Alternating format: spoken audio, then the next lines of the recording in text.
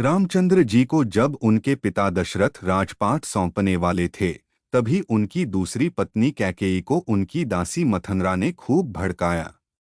मंथरा ने कहा कि राजा तो आपके बेटे भरत को बनना चाहिए। इसके बाद कैकेयी ने राजा दशरथ से दो वर मांगे। पहला, भरत को गद्दी मिलनी चाहिए और दूसरा, राम को 14 वर्ष तक वन में रहना होगा। राजा दशरथ को अपनी पत्नी के वर पूरे करने पड़े। जब रामचंद्र जी वनवास के लिए अयोध्या से निकले, तब लक्ष्मण जी ने भी उनके साथ जाने की इच्छा जाहिर की। लक्ष्मण के वन जाने की बात सुनकर उनकी पत्नी उर्मिला भी साथ जाने की जिद करने लगती है।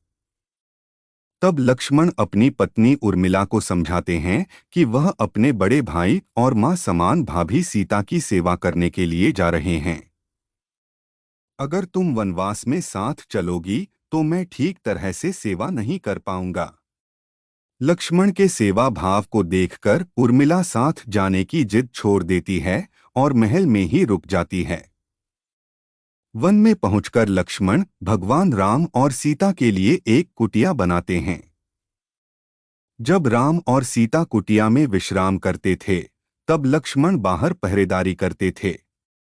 वनवास के पहले दिन जब लक्ष्मण पहरेदारी कर रहे थे, तब उनके सामने निद्रा देवी प्रकट हुई।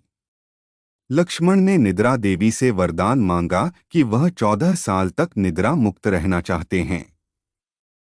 निद्रा देवी ने कहा कि तुम्हारे हिस्से की नींद किसी और को लेनी होगी।